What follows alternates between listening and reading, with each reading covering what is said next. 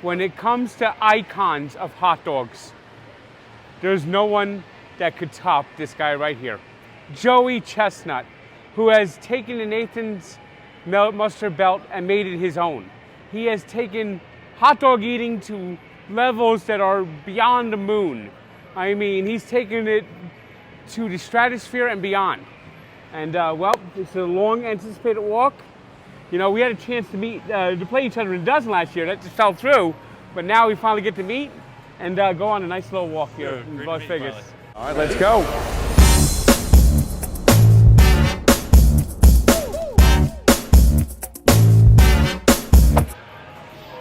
This Labor Day, instead of the 4th of July, this year you're having a big contest on Labor Day, one-on-one against Kobayashi. And this is something that's been 20 years in the making. Dude, it's been like 14 years since we last competed against each other. 19 years since our first time competing against each other. And every time we compete against each other, we make personal bests almost every time. And it's big for me. He doesn't like me. I like beating him. There's nobody I like beating more than him.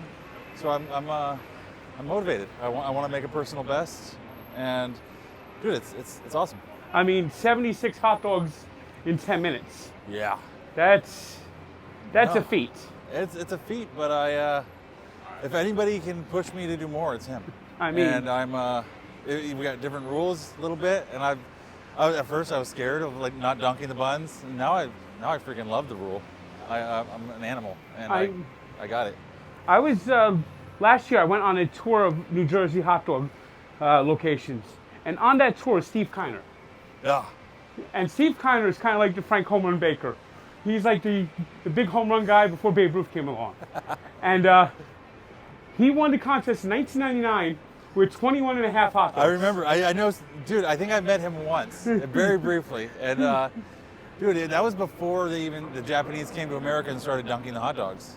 I mean, once, yeah, and the numbers just kept getting, yeah, Steve. I mean, it's incredible to think that he won it with 21, and that wouldn't even be top 20 now. It's like so far God. moved on. It's incredible. Well, that's what competition does. You see somebody else do it, you think you can do it too, and you guys push each other. And me and Kobayashi are the absolute top, and dude, I love it. Now, you're not just you don't just do hot dogs. No, that's the people that I don't know if a lot of people understand that. You're Major League Eating, and you've done. I was just looking at some of the lists of some of the foods that you've won contests in and set records in. It's incredible. Yeah, so I'm still ranked with Major League Eating, even though we've had a big falling out. But I hold records in like 50 different foods, everything from ribs to chicken wings, hard-boiled eggs, 141 hard-boiled eggs. So yeah, I get to travel around the world and eat and beat people. What's the weirdest contest you did? The weirdest food? By far, cow brain tacos. It was so every contest I do practice. So I had to go to a Mexican market and buy these cow brains, these calf brains, and learn how to cook them and chop them up. And dude, they look like brains and they look gross, but they didn't taste too bad. I tried Rocky Mountain oysters recently, and all it tasted was fried to me. Yeah, I've actually tried them too, but it's one of the few contests I turned down because there was a casino doing it, and that casino was notorious for making bad food. Oh. And the eaters that went there told me that you could see veins in them. Oh. They were chewy and undercooked. Oh. I made the right decision. Yeah, I think you did. Now, I've lost like 200 pounds since 2016. I'm down 50 pounds since in the last year, just by walking every day. I look at you, and you eat all these foods. How do you avoid getting? Dude, I love to eat, but it's one of my favorite things in life. But the only thing I love more is winning, and it's that causes me to be able to control my appetite. It sucks. Like today, all I'm having is salad with a little bit of chicken. Tomorrow, I'm doing a cleanse where it's just a little bit of liquid protein and a little bit of sugar to keep me moving. But I go into calorie deficits before every contest and afterwards. It's another calorie deficit. So it's but it's hard for me, and because my biggest motivation is if I continue eating after the contest, I gain the weight, then I start losing, and it sucks. My biggest fear is like my next big fear. Once I stop doing these contests, I know I'm going to have less motivation to control my diet. But so like you're asking for advice. Just like you got to find something that you love more than eating, and then realize shit. If you like women, you're gonna get more women if you lose weight. If you like doing other things, like you're gonna be able to do it. Like I know that when I lose weight, I eat better.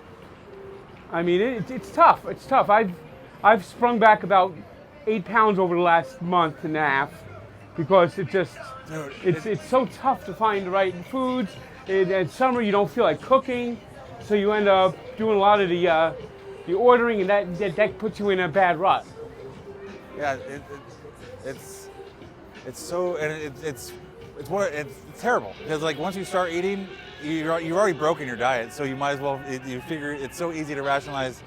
Fuck, I'm gonna say I might as well have this too. I've already had a bad diet day, so it snowballs so quickly, and it's easy to keep gaining weight. It's harder to lose it. Now, of course, I do a lot of hot dog reviews across the country. Yeah. And I've reviewed a lot of hot dogs. Of course, your Nathan's and all. You had the issue this year. I still love Nathan's. They're great hot dogs. Oh, yeah, they are. No question. I tell you one place I like that my personal favorite in New Jersey is a place called Rutt's Hut that's been around 100 years, and they probably use the same oil for 100 years. They throw them into hot dog oil. They do the rippers. Yeah, that's the invented ripper. I haven't been there. I've heard of it. And yeah, they're pretty good. I think, all right, if I had to choose a hot dog I like more than Nathan's, there's Ted's Hot Dogs in Buffalo, New York. I've tried that. It's very good. It's charcoal grilled. Yeah. It's real charcoal. I love that. I love charcoal grill. They got the natural casing. Yep. It snaps. You know, that's the key. Natural casing and snap. Oh, my God. The rip. Oh, yeah. It's like a snap and a rip. When it's a good hot dog, it almost rips. Yeah, it pops. There's a pop to it, a snap to it. Recently, I've gone to it reopened after being closed for about 20 years, Taylor the Pup in Los Angeles. Taylor the Pup. And they use Snappo Razzle hot dogs. Really? And this is a new startup brand. And they have just foot-long hot dogs with a snap that's just incredible. That sounds good. Yeah. But and of course I've tried a lot of places. Gene and Juice in Chicago is another good one. Chicago. Dude, well, there's Wiener Circle. Yeah. It's popular, but they do a decent job. There used to be hot dogs. Hot dogs, yeah. Hot dog used to you put crazy ass toppings on there like foie gras, and there was like a gator dog that he did. But it was tasty, but I think they closed down. There's a place near me that recently opened up that has a caviar hot dog. You know, I've actually had caviar on a hot dog, and it wasn't as bad as I thought it was going to be. You don't really taste it that much, but I'm not one of the purists where you can put almost anything on a hot dog. I'll still try it. The only exception might be ketchup. Ketchup, and of course mayonnaise. I think mayonnaise is food repellent. No, all right. You can put mayonnaise what's that Southwest dog? Where there's like peppers, onions, a little bit of mayonnaise and mustard. I know what you're talking about. Arizona. What do they call it? Like a Sonoran dog. Sonora, yeah. Sonora. Yeah. It was right on the tip. But they put a little mayo on there. And like all the stadium dogs when you leave the stadiums in LA. I don't mind. Mayo's not bad. But yeah, you hit it right on the head. The key is the snap. Yeah. And Nathan does have that great snap. All right. I go back and forth on it. Do you like toasted ones or steamed? Both can be good. I know, it's weird. Both could be good. It depends on the toppings, I think. I think if you have those New England style buns, those have to be toasted. Yes. But the other buns can be steamed. Yeah. You know what I do? When I do like the dirty water hot dogs at home, I put a lid on top of it and put my buns on top of the lid, and it steams the buns while your hot dogs are cooking. Yeah. I mean, that's the secret. One of my favorite moments is the 2023 contest, when the rain came in and you said, no, we're going to do this contest. And basically you had to like grab the cameras and grab everyone, get everyone out there. Yeah, well, I was so lucky because they were planning on canceling it for the whole day, but the audience didn't disperse. When like the NYPD got was like, hey, the contest is canceled, disperse. And the audience said, no, we're staying. And I went out there to thank the audience, and I said, dude, I think because you stayed, we're going to go out, we're going to eat. And it all worked out. Now, this year, obviously, you had the issues. You think you're going to be back next year in Nathan's? I'm hopeful. I'm hopeful we can come to an agreement. Because, all right, I'm working with Impossible. All right, I do eat healthy after these contests. And it's, I think it's unreasonable for them to say, hey, you can't work with them at all. There might be some middle ground where I say, all right, I'm not going to promote their hot dogs, but there's a way we can make it work. To me, what's ridiculous is you did that thing with the troops, and you half the time almost ate as much hot dogs as the guy who won. No, and to me, I think without you in the contest, nobody cares, and so they're cutting off their own nose to spite their face. And it's.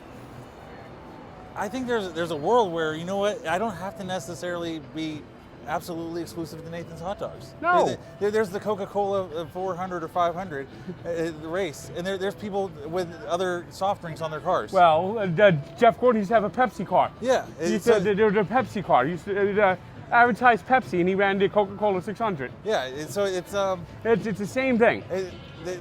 I think they might open their eyes and say, hey, he actually brings more to the event than we're losing just by not being exclusive to us. So I mean, there's a way that it could work out. I'm hoping it does, because it's silly. When you have the biggest contest, the 4th of July is the Super Bowl of Major League Eating. It's an amazing contest, and it's part of the 4th of July for so many people. I mean, it's really become. I mean, it sucks that I wasn't there, and it's an awesome contest. I remember before you and Kobayashi, that it might have been, if you're lucky, on Channel 13, the local PBS thing, was hardly ever on, no national coverage. And when you guys started setting these records, all of a sudden ESPN got involved, and it gets on. So this is how you get big names, and that gets the draw. Big names, competition, records, and it's become a 4th of July staple to so many people. It has. It really hurt. Like, so many messages I got that people were, it was sad to not see you this year. I was like, I'm sorry. I know. I'm going to work hard to find a way to make it happen. Well, I hope it does. And is there anything else you'd like to promote? Oh, dude, this contest against Kobayashi, it's exciting. It's scary. This guy pushes me like nobody else. Like, when I make records in the 4th of July contest last 10 or 12 years, it's me competing against myself. But it's so much easier for me to make records when I'm competing against Kobayashi. This guy, I'm scared of losing, and he drives me. Fire forges steel. Yeah, we're gonna harden each other. It's gonna make me hard. I mean, this is gonna be a great contest on Netflix on Labor Day. And everyone should tune in, and I think it's going to be a great contest, and thank you for joining me. Dude, thank you for having me. Great walking with you, man. Well, it was a lot of fun, and everything I thought it would be. We're eating some hot dogs.